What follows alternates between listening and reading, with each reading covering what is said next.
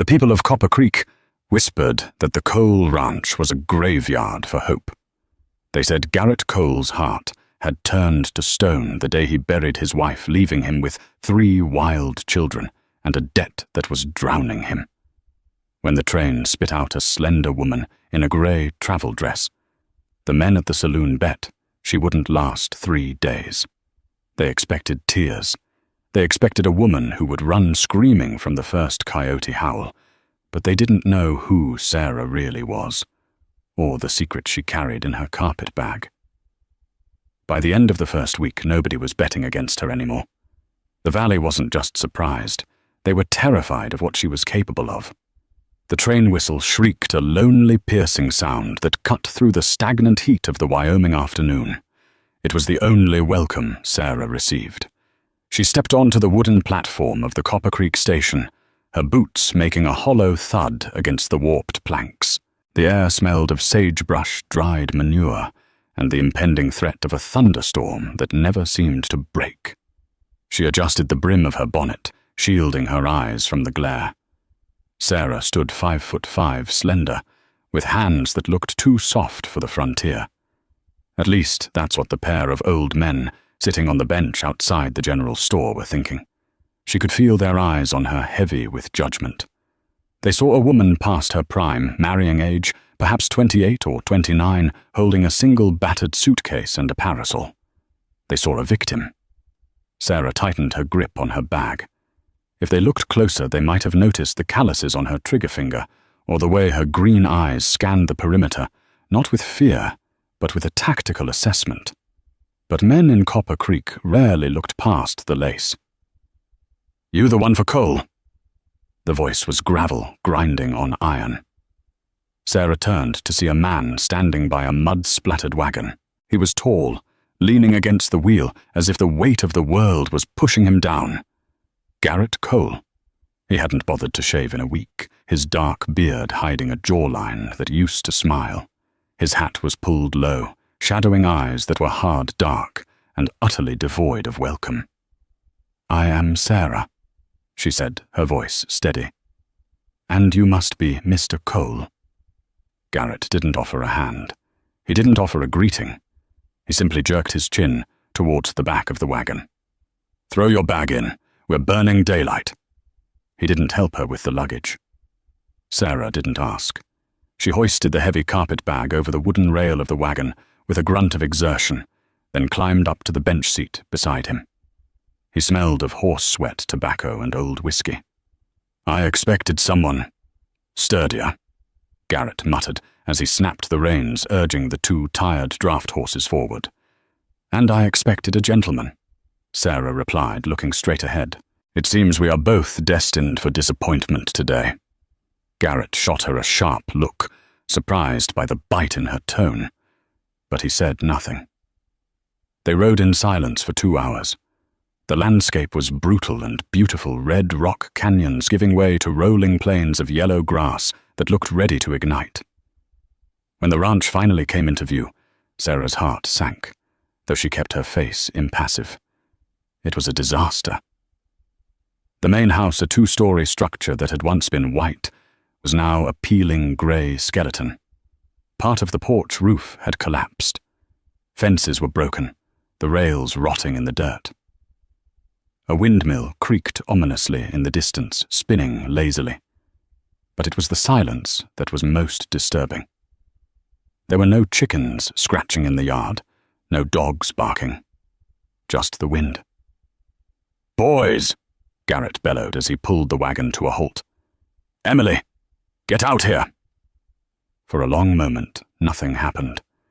Then the screen door creaked open. 3 children emerged, looking like they had been raised by wolves. The oldest, a boy of about 14, named Wyatt, leaned against the doorframe. He had his father's dark eyes and a scowl that looked etched into his face.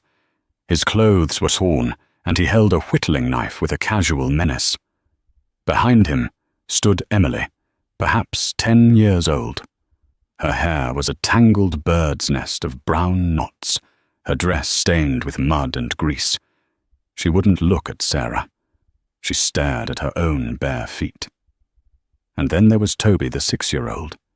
He was shirtless, wearing only a pair of cut-off trousers, held up by a piece of rope. He was covered in dirt from head to toe, looking more like a mud golem than a child. "This is her," Garrett said, gesturing vaguely at Sarah as he jumped down. "She's staying. She's going to cook and clean. Don't give her trouble." "We don't need her." Wyatt spat, spitting into the dust near Sarah's boot. "The last one left in 2 days. This one looks like she'll break if the wind blows too hard." Garrett ignored his son and walked toward the barn. "Supper's at sundown. If you can't cook with what's in the pantry, don't eat." He left her there. He left her standing in the dust with 3 hostile children and a house that looked like it was held together by spider webs. Sarah looked at Wyatt. The boy challenged her with his stare, twirling the knife. "I suppose you think you're going to run this place?" Wyatt sneered. Sarah slowly took off her bonnet. She dusted it off and looked at the boy. "I think," she said calmly, "that the first thing I'm going to run is a bath, and you're going to be first." Wyatt laughed, a harsh barking sound. "Good luck, lady. You're just another ghost passing through." He turned and marched back inside the screen door, slamming shut. Sarah stood alone in the yard. She looked at the rotting porch, the sullen girl, and the mud-covered boy. She took a deep breath, inhaling the scent of sage and neglect. "They sent me here to hide," she thought. "They think I'm just a school teacher running from a scandal. Good. Let them think that." She picked up her bag and walked up the steps. The first board groaned under her weight, but it held. It had to hold. The interior of the house was worse than the exterior. The kitchen smelled of rancid grease and sour milk. Dirty dishes were piled high in a basin that looked like it hadn't seen soap in a month. Layers of dust coated every surface thick enough to write in. Sarah didn't sleep that first night. Her room, a small box at the top of the stairs, had a door that didn't lock and a window that rattled with every gust of wind. She sat in the wooden chair, her small pistol a derringer, with a pearl handle resting in her lap beneath a shawl. She listened to the sounds of the house, the groaning timbers, the scurrying of mice in the walls, and the heavy, restless pacing of Garrett in the room down the hall. Morning broke with a violent orange sunrise. Sarah was up before the sun. She had changed into a simple calico work dress, pinning her hair back severely. She went to the kitchen. The first order of business was biscuits. She found a sack of flour in the pantry, but the moment she reached for the scoop, a low, dry rattle froze her blood. Coiled inside the open flour sack was a diamond-back rattlesnake. Its head reared back, tongue flicking, tasting the air. It had likely come in through the holes in the floorboards, seeking warmth. At that moment, Wyatt walked into the kitchen, yawning. He saw Sarah frozen by the pantry. A cruel smirk touched his lips. He knew about the snake. He'd probably left the pantry door open on purpose, or at least knew the critter was nesting there. He leaned against the table, waiting for the scream, waiting for the hysteria. "Problem, lady?" he asked smugly. Sarah didn't look at him. Her eyes were locked on the viper. "Get me the shovel from the porch, Wyatt." "Get it yourself," he retorted. "If you're scared, just run. The train goes back east on Friday." The snake's rattle intensified, a buzzing sound that filled the small room. It lunged. In a blur of motion that Wyatt couldn't taunt track, Sarah didn't scream. She didn't jump back. She grabbed the heavy cast-iron skillet from the stovetop with her left hand. As the snake struck, she swung the skillet with the precision of a tennis player. Clang! The heavy iron met the snake mid-air, batting it down to the floorboard with a sickening crunch. Before the stunned reptile could recover, Sarah brought the edge of the skillet down on its head. Once. Twice. Silence returned to the kitchen. Sarah stood over the dead snake, breathing steadily. She nudged it with her boot, then looked up at Wyatt. The boy's mouth was hanging open. His smirk was gone, replaced by genuine shock. "I asked for the shovel," Sarah said, her voice cool and level, "so I wouldn't have to dirty the cookware. Now I have to scrub this pan before I can start breakfast." She reached down, grabbed the dead snake by the tail, and walked past the stunned boy. She opened the back door and flung the carcass far out into the yard, where the chickens immediately began to investigate. She returned to the sink, pumped some water, and began scrubbing the skillet with sand and soap. "Well," she said without turning around, "are you going to stand there catching flies, or are you going to fetch me some firewood? I can't bake biscuits on a cold stove." Wyatt stared at her back for a long 5 seconds. He had expected her to faint. He had expected her to pack her bags. He had never seen a woman kill a rattler with a frying pan and not even spill a drop of water. He turned and walked out the door. A moment later, Sarah heard the sound of an axe splitting wood. By the time Garrett came down for breakfast, the kitchen smelled of fresh coffee, hot biscuits, and frying bacon. The table was wiped clean. Wyatt was sitting in his chair, silent, looking at Sarah, with a mixture of suspicion and wariness. Garrett stopped in the doorway, blinking. He looked at the food, then at Sarah. "Where'd you get the bacon?" he asked, suspicious. "We were out. I found a slab in the smokehouse that hadn't turned yet. I trimmed the bad parts," Sarah said, pouring him a cup of black coffee. "Sit. Eat." Garrett sat. He took a bite of a biscuit. It was light, fluffy, and hot. It was the first decent meal he'd had in 2 years. He looked at his son. Wyatt wasn't complaining. He was eating as fast as he could. "The girl and the little one," Garrett grunted. "I bathed Toby. He's upstairs sulking because I burned his trousers," Sarah said matter-of-factly. "They were a health hazard. I've cut down one of your old shirts for him to wear until I can sew him something new. Emily is feeding the horses." Garrett choked on his coffee. "You burned his pants." "I did, and I'll burn this house down room by room if that's what it takes to get the filth out," Sarah said, refilling his cup. "Now, Mr. Cole, after breakfast, you and I need to discuss the ranch ledger." Garrett slammed his cup down. The hostility returned instantly. "The books are none of your business. You're here to cook and watch the kids. Don't overstep."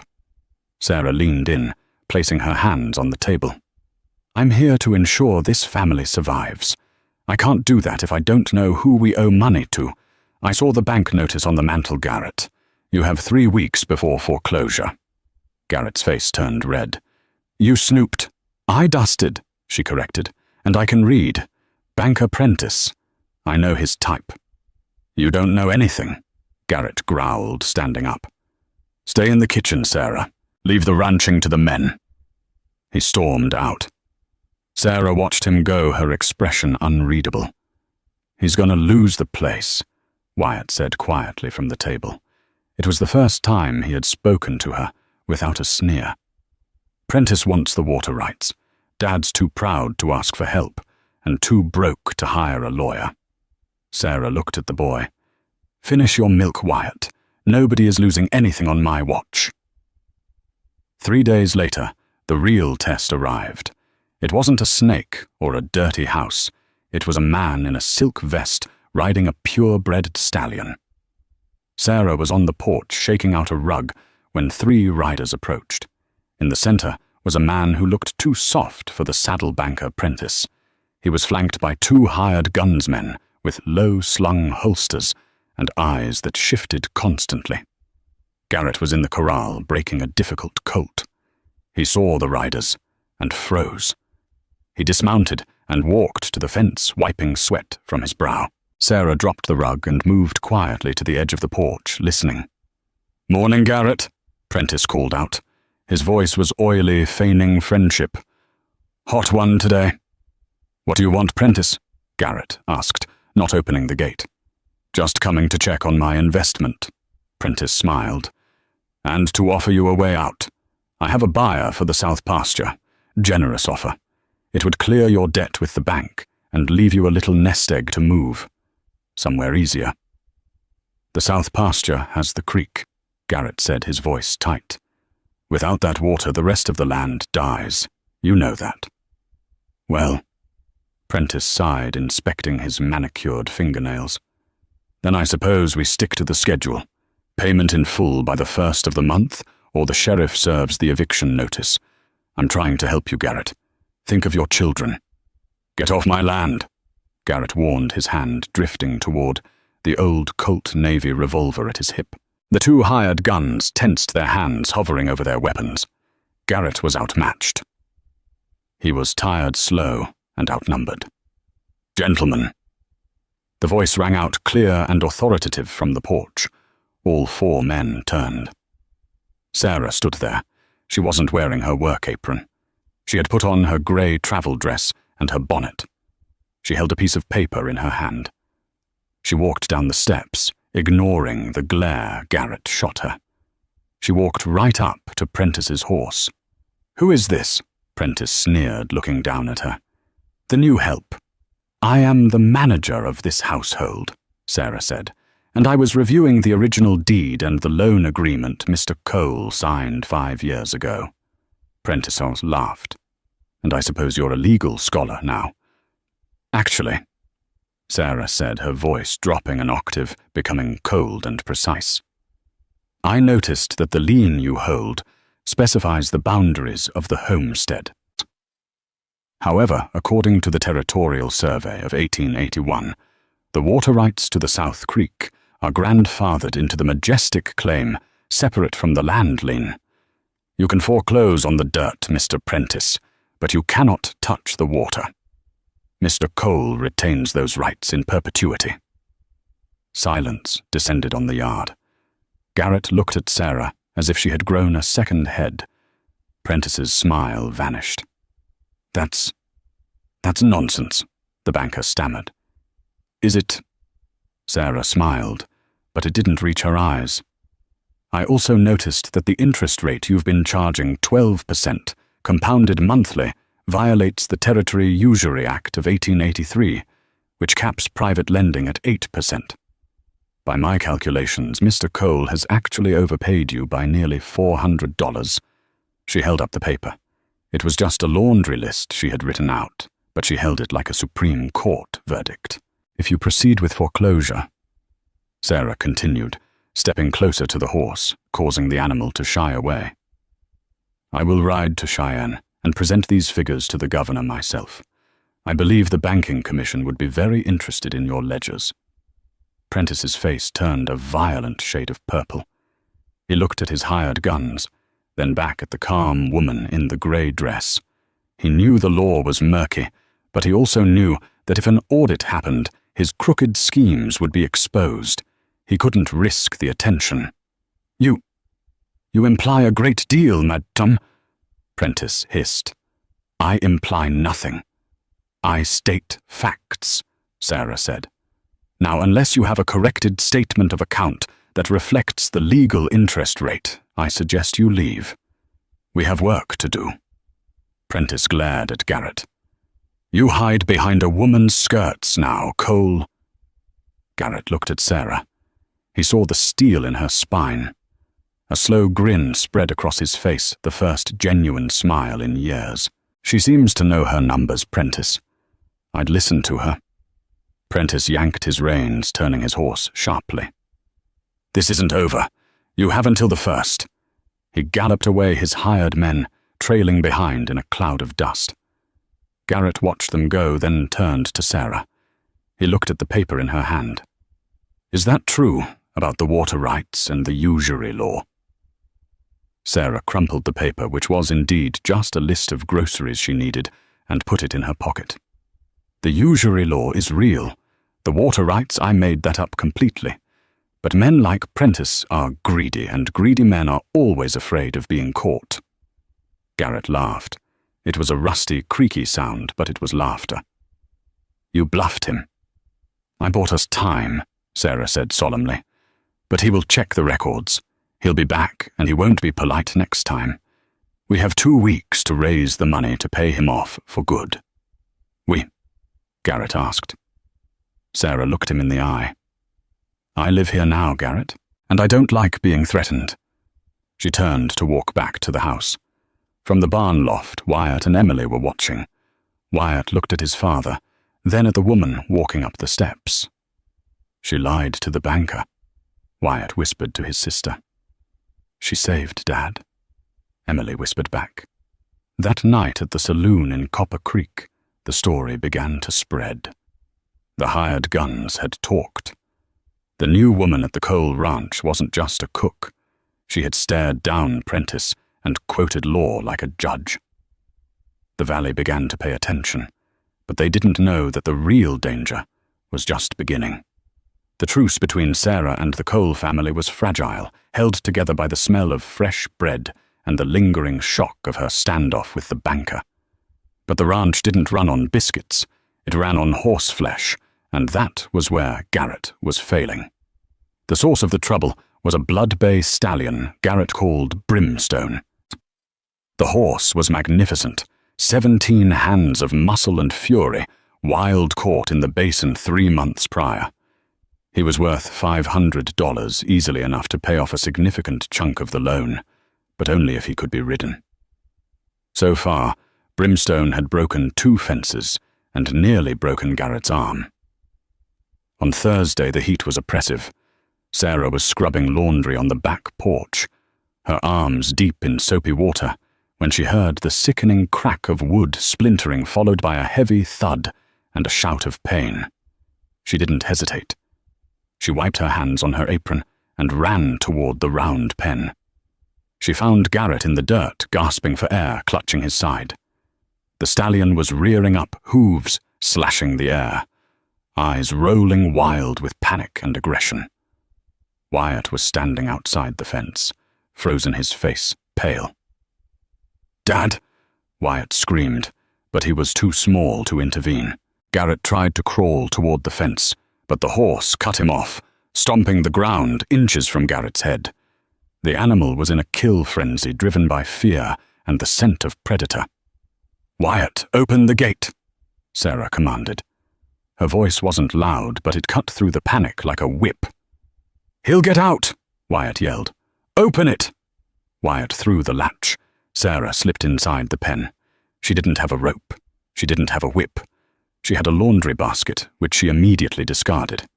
"Hey," she said. The word was a low thrum. Brimstone whipped his head around, focusing on this new intruder. He snorted, pawing the earth, preparing to charge. Garrett, wheezing in the dust, looked up. "Sarah, get back," he rasped. Sarah ignored him.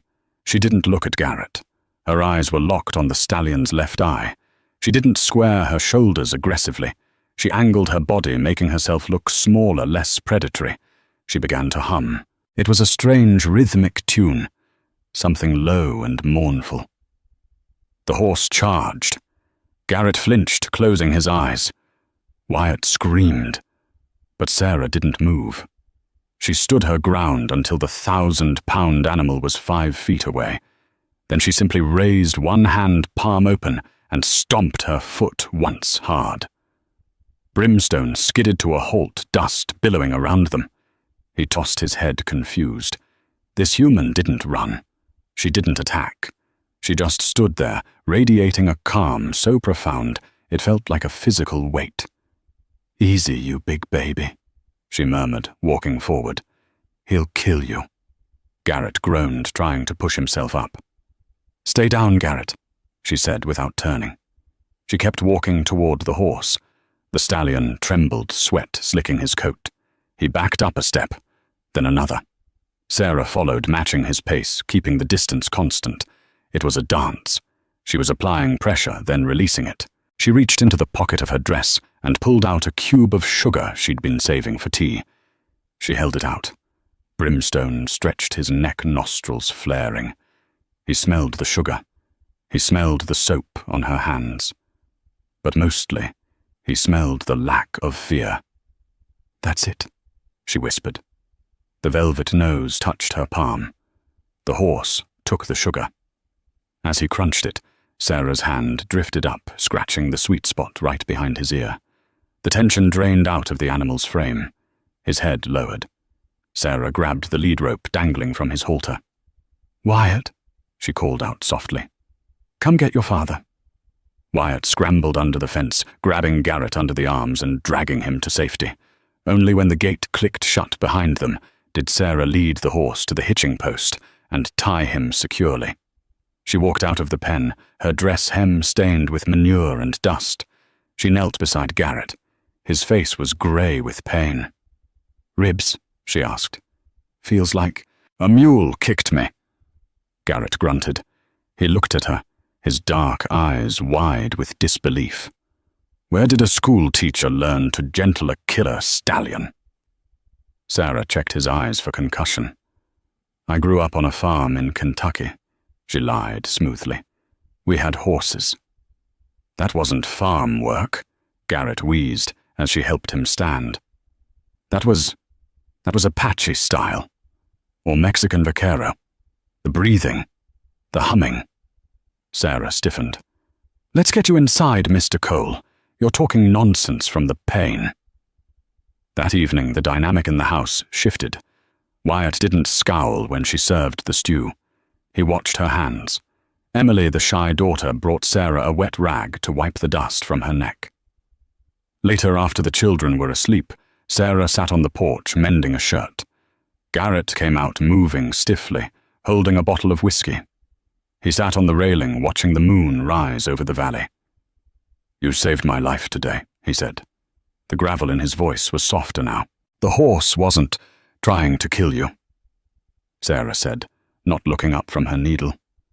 "He was afraid. Fear makes living things do terrible things." "Is that why you're here?" Garrett asked. "Fear." Sarah stopped stitching. The silence stretched between them, filled only by the chirping of crickets. She looked up at him. The moonlight caught the sharp angles of her face, making her look both beautiful and haunted. "I'm here because I answered an ad, Garrett." "You answered an ad for a housekeeper," Garrett said. "But you know property law. You handle a gun like a soldier. You break horses like a spirit walker. And," he hesitated, "and when you thought I wasn't looking, I saw you checking the sight lines from the windows." He took a drink of whiskey and offered the bottle to her. It was an intimate gesture, a peace offering. Sarah hesitated, then took the bottle. She took a long swig, not coughing, handling the burning liquor with practiced ease. She handed it back. "Everyone has a past, Garrett. Mine is dead and buried. Let it stay that way." Garrett looked at her lips, then up to her eyes. "Prentice won't let it stay buried. He's been asking questions in town at the telegraph office. He's looking for dirt on you to get you out of the way." "Let him look," Sarah said, standing up. "He won't find Sarah Cole, because she doesn't exist." She went inside, leaving Garrett alone with the whiskey, and a growing suspicion that the woman sleeping under his roof was more dangerous than the debt that threatened to crush them. The attack came 3 nights later. It was a moonless night, the kind of dark that feels heavy like a wool blanket over the eyes. Sarah woke up instantly. She didn't know what woke her, a sound, a smell, or just the instinct that had kept her alive for the last 5 years. She sat up, grabbing the derringer from the nightstand. Then she smelled it. Coal oil and smoke. "Garrett!" She screamed, abandoning all propriety as she banged on the wall separating their rooms. "Wake up, fire!" She didn't wait for an answer. She ran into the hallway, grabbing the children's doors. "Wyatt! Emily! Get up now!" By the time they stumbled downstairs, the orange glow was flickering against the kitchen windows. It wasn't the house, it was the barn, the winter hay barn. Garrett came bounding down the stairs, shirtless, pulling on his boots, his rifle in hand. "The horses!" he shouted. "Wyatt, get the buckets!" Sarah commanded, pushing the boy toward the back door. "Emily, pump water! Don't stop pumping!" They burst out into the night. The hay barn was fully engulfed, a roaring monster of heat and light. The sparks were flying toward the main stable, where Brimstone and the draft horses were trapped.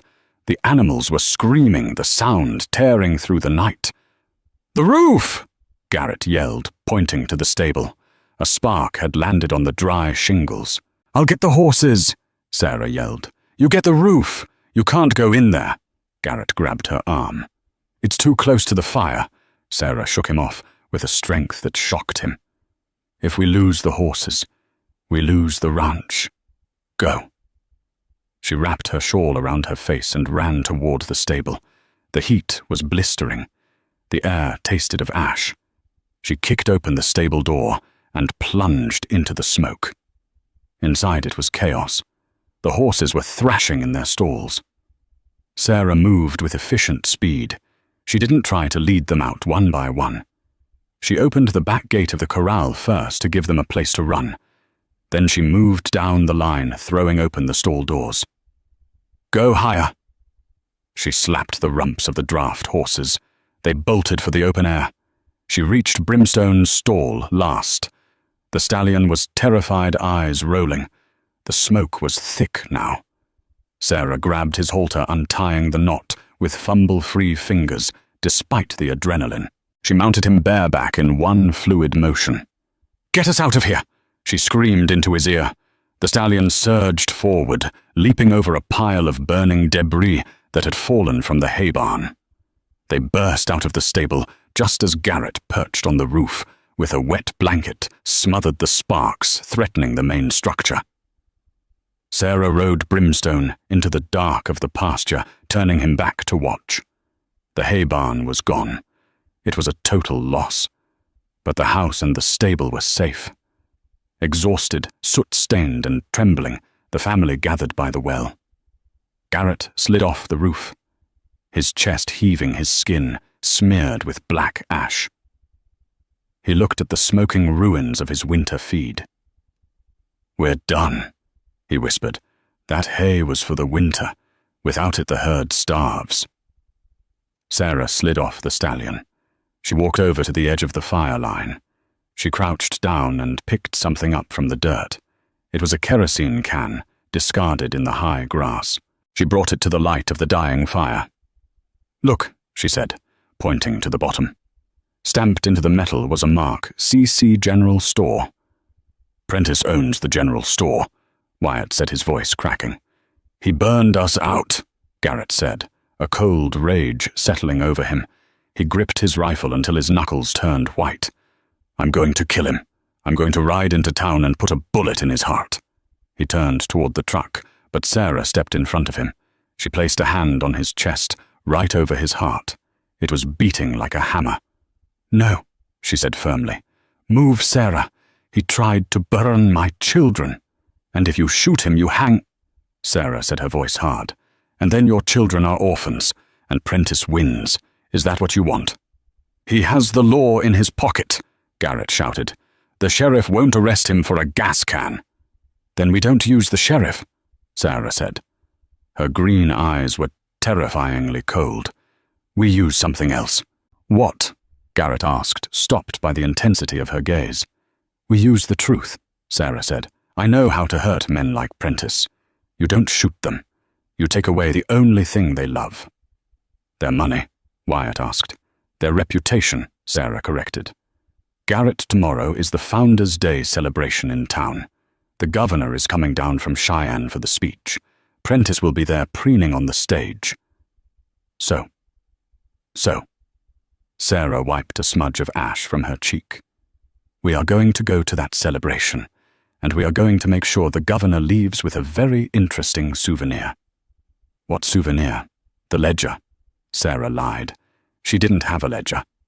But she had a plan that required skills she had sworn never to use again.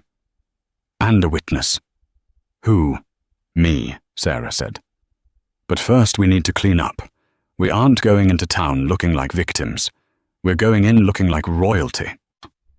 The morning of the Founders' Day celebration dawned with a deceptive, cloudless beauty. The sky was a hard, brilliant blue, stretching tight over the valley like a canvas tarp. In the town of Copper Creek, the air already smelled of roasted peanuts, horse sweat, and the sharp tang of gunpowder from celebratory pistol shots. Red, white, and blue bunting draped every storefront, snapping crisply in the wind, masking the rot of the peeling paint beneath. On the dusty road leading into town, the coal wagon moved with a slow, deliberate rhythm.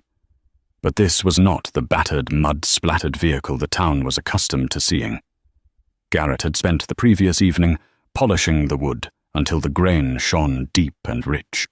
The harness leather had been oiled, and the draft horses, usually shaggy and unkempt, were groomed to a high sheen, their manes braided with strips of dark ribbon.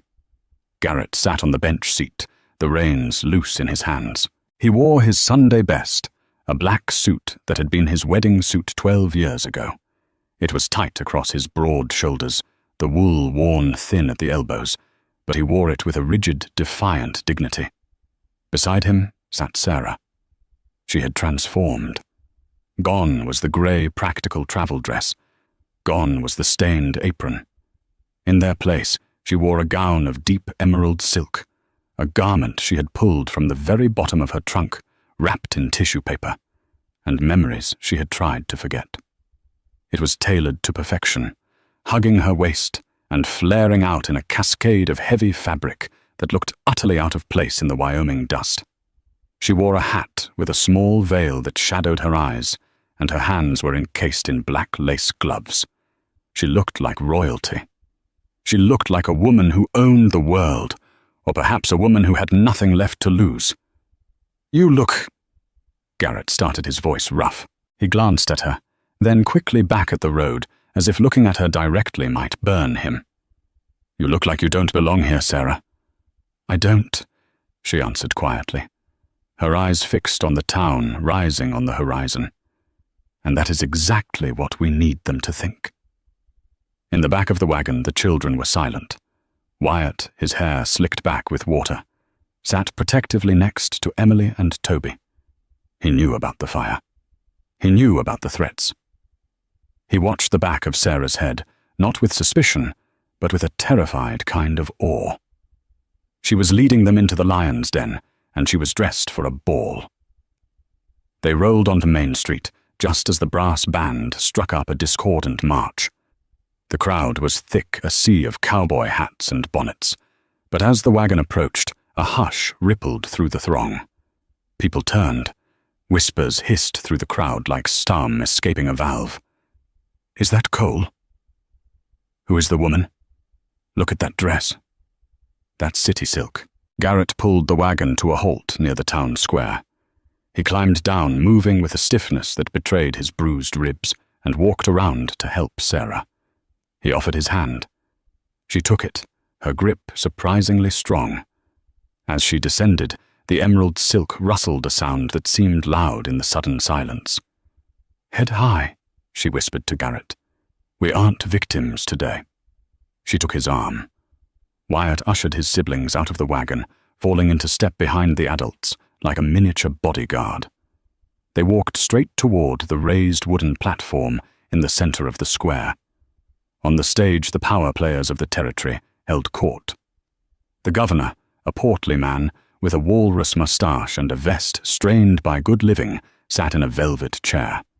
Beside him stood banker Prentice. Prentice was preening, dressed in a creamy linen suit that cost more than Garrett's entire herd.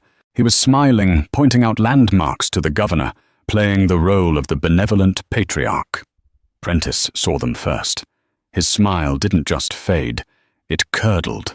His eyes darted to the sheriff, a man named Holloway, who stood at the base of the stairs. Holloway was a man of heavy appetites and loose morals, his belly hanging over a gun belt that hadn't seen honest work in a decade. Prentice nodded imperceptibly. Holloway stepped forward, blocking the path. "Now, Garrett," the sheriff drawled, resting his hand on the butt of his revolver. "We're having a civilized celebration here. We don't need no trouble from you or your hired help." Garrett stopped, his jaw setting into a hard line. "No trouble, Sheriff. We're just citizens coming to hear the governor speak." "We have a petition," Sarah added. Her voice was not loud, but it possessed a peculiar carrying quality that cut through the ambient noise of the crowd. "Regarding the safety of the ranches in the valley." specifically the arson problem that seems to plague those who refuse to sell their land. The crowd murmured. The accusation hung in the hot air. Prentice shot up from his chair, his face flushing a dangerous red.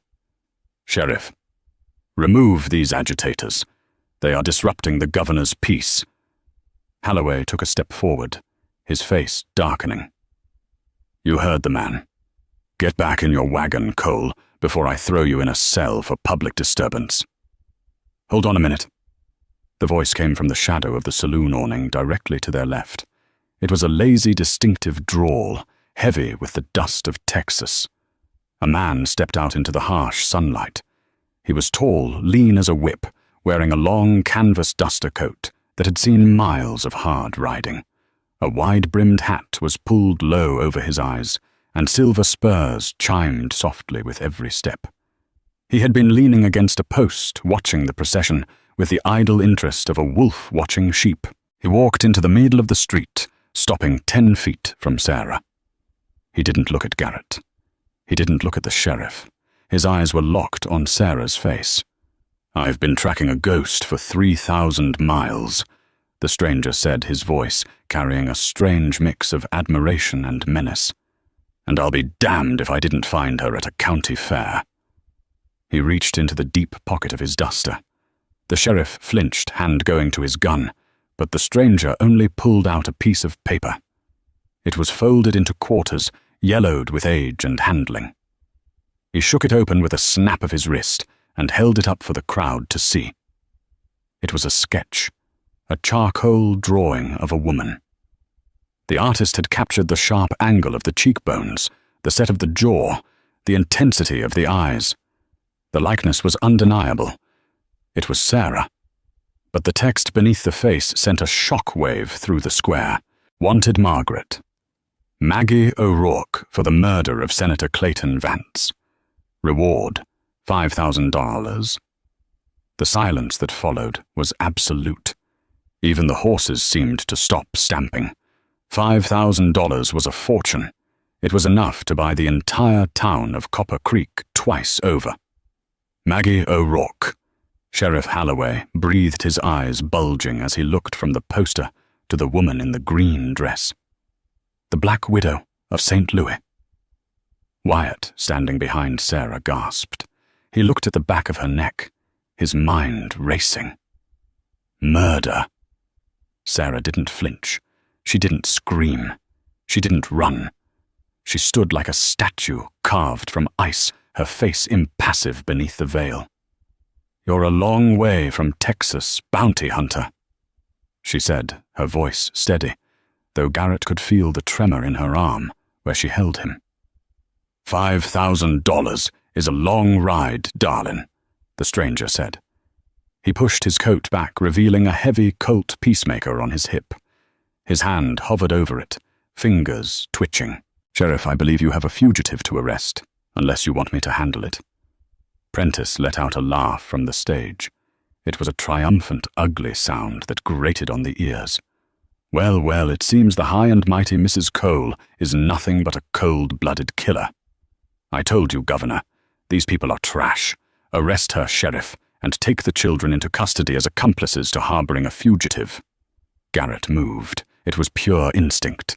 He stepped in front of Sarah, shielding her body with his own. His hand flew to the old Navy revolver at his hip.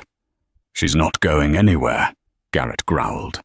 The darkness in his eyes was absolute. He wasn't a gunman, but in that moment he looked ready to take on the entire territory. "Garrett, don't," Sarah whispered urgently, her hand tightening on his arm. "There are too many of them. You'll be killed." "I don't care," Garrett said, not taking his eyes off the bounty hunter. "You didn't run when the barn burned. You stayed for us. I'm not stepping aside now." The bounty hunter tilted his head, amused. "That's touching, Cowboy. Truly. But unless you want to die in front of your babies, you'll move. I don't get paid for you." The sheriff drew his gun, leveling it at Garrett. 2 deputies stepped off the boardwalk, racking shotgun slides. The sound was deafening in the quiet square. "Wait!" The shout came from the stage. But it wasn't Prentice. It was the governor. He had stood up, adjusting his wire-rimmed spectacles, squinting against the sun. He looked closely at Sarah, then down at the bounty hunter. "Did you say O'Rourke?" the governor asked, his voice shaking slightly. "Yes, sir," the bounty hunter replied, eyes never leaving Garrett's gun hand. "She poisoned her husband, the senator, vanished into the night 3 years ago." Sarah stepped out from behind Garrett. She gently pushed his arm down. She walked forward, past the sheriff, past the bounty hunter's gun, until she stood at the foot of the stage stairs. She lifted her veil. Her green eyes locked onto the governor's. "Senator Vance was not my husband," she said. Her voice rang out clear as a church bell, carrying to every ear in the square. "He was my captor, and I didn't poison him." She paused, letting the words sink in. "I shot him. Twice. Once in the shoulder and once in the leg to stop him from following me." The crowd gasped. A woman in the front row covered her mouth.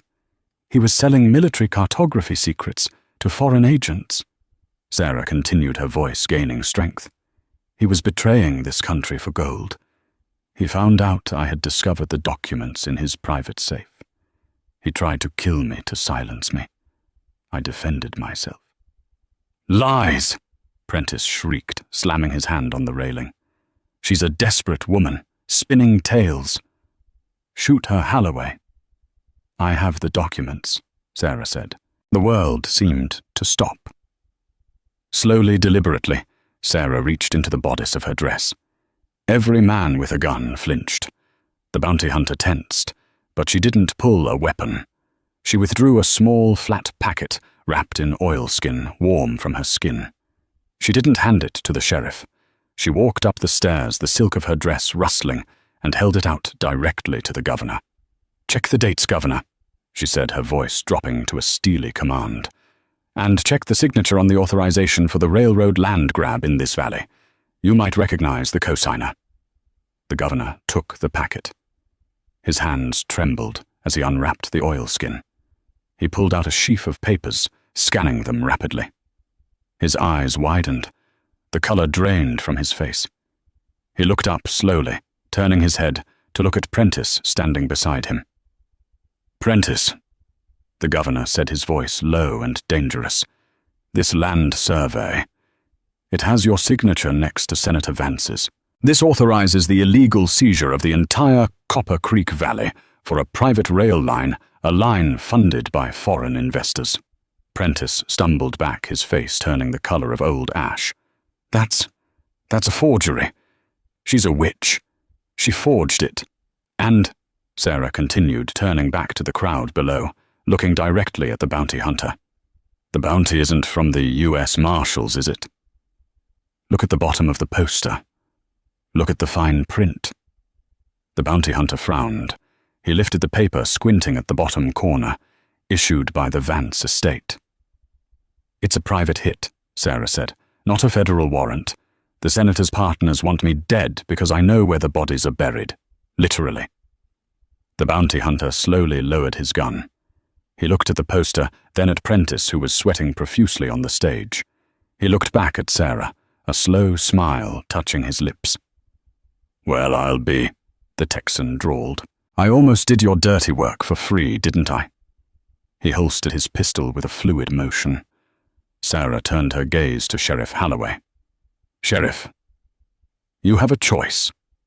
Are you a lawman, sworn to the Constitution, or are you a hired thug for a traitor, because the governor of this territory is holding proof of treason in his hands?" The sheriff looked at the gun in his hand. He looked at Prentice, who was now trembling. He looked at the governor. The governor nodded grimly. "Arrest him, Holloway. Arrest Prentice. I want him in irons immediately, and send a wire to the marshals." Prentice panicked. He scrambled toward the back of the stage, trying to leap off. "I don't think so," Garrett shouted. He surged forward, vaulting onto the stage steps. He tackled Prentice just as the banker tried to jump. They hit the floorboards with a heavy thud, dust flying. Garrett pinned him, twisting his arm behind his back until Prentice cried out. The town erupted into chaos. The band stopped playing. People surged forward, shouting, pointing. Sarah stood amidst the madness, still as a stone. She felt a hand on her shoulder. She turned to see the bounty hunter. He tipped his hat. "My apologies, ma'am. You got grit. I don't hunt patriots." He turned and walked away, disappearing into the crowd, as if he had never been there. An hour later, as the sun began to dip toward the western peaks, the square had quieted. Prentice was locked in the jailhouse cell. The governor had taken the oilskin packet into the telegraph office to send urgent messages to Washington. Garrett and Sarah stood by the wagon. The adrenaline was fading, leaving them both exhausted. The children were already asleep in the back, worn out by the excitement. Garrett looked at her, really looked at her. "Maggie O'Rourke," he said softly, testing the weight of the syllables on his tongue. "It sounds tough, like leather." "Sarah is my middle name," she whispered, looking down at her gloved hands. "Sarah Margaret. I haven't been Maggie since the night I left St. Louis." "Did you really shoot a senator?" Garrett asked. There was no judgment in his voice, only wonder. He was a bad man, Garrett. Worse than Prentice ever dreamed of being. She finally looked up at him, her eyes shining with unshed tears. "I've been running for 3 years. Every time a twig snapped, I thought it was them. I thought I'd have to run again today. I thought I'd lose you." Garrett reached out and took her hand. His palm was rough, calloused from the rope, and the reins warm and solid against her silk glove. "You're done running," he said fiercely. "The governor granted you a pardon in exchange for the documents. I heard him say it. You're free." "A pardon doesn't clear a reputation," she said, glancing at the people still lingering on the boardwalks, watching them. "People will talk. They'll say I'm a killer." "Let them talk," Garrett said. He stepped closer, invading her space, wrapping his arm around her waist. "Let them say that the coal ranch is run by a woman who can break a killer horse, stare down a lynch mob, and save a valley. That sounds like a hell of a reputation to me." He leaned down. For the first time, the shadow of his grief was gone. He didn't see a housekeeper. He didn't see a mystery. He saw the woman who had walked into the fire for his children. He kissed her. It wasn't tentative. It was a claiming, a promise, sealed in dust and sunlight. When they finally pulled apart, Sarah smiled a genuine, dazzling smile that reached her eyes. "We still have no winter hay." She noted her practical mind returning. Garrett laughed, a rich sound that startled the horses. "The governor promised emergency supplies from the fort, and with Prentice's souls Toronto gone, the bank is under immediate audit. The debt is frozen." He lifted her onto the wagon seat, his hands lingering on her waist. "We have time, Sarah. We have all the time in the world." They climbed up together. Garrett took the reins, but he kept one arm draped protectively around her shoulders. As they rode out of Copper Creek back toward the ranch that was no longer a graveyard of hope, but a home the townspeople watched them go. They watched with a new kind of silence, not of judgment, but of deep, fearful respect. The widowed cowboy hadn't just found a wife. He had found a warrior. And the entire valley knew that God help anyone who tried to mess with the coals ever again. And that is how a woman with a secret past saved a broken family and an entire town. Sarah proved that sometimes the hardest battles aren't fought with guns, but with courage, intelligence, and the willingness to stand your ground when everyone else runs away. If you enjoyed this story of justice and romance in the Wild West, please hit that like button. It really helps the channel. Don't forget to share this video with a friend who loves a good twist and subscribe so you never miss our next story. Thanks for watching.